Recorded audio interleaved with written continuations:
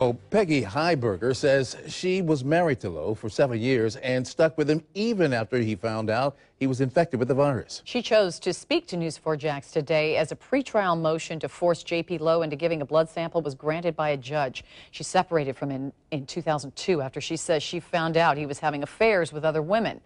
Channel 4's Heather Lee spoke with her over the phone. And Heather, is she surprised by his arrest?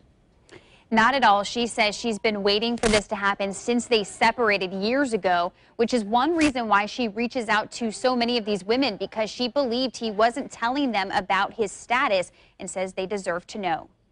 Peggy Heiberger does not have HIV. Do you feel like you escaped something that could have changed your life forever? Absolutely. I don't feel lucky. I feel very blessed.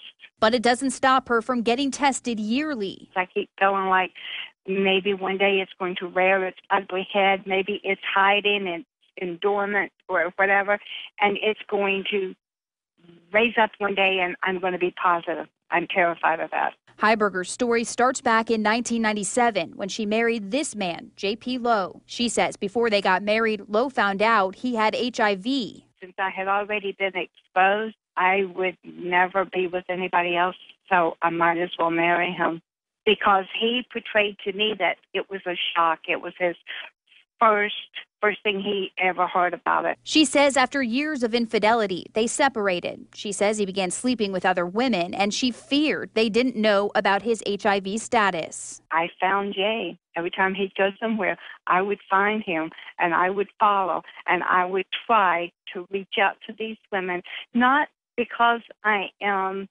being vindictive, but this is some serious stuff, and he is being very evil.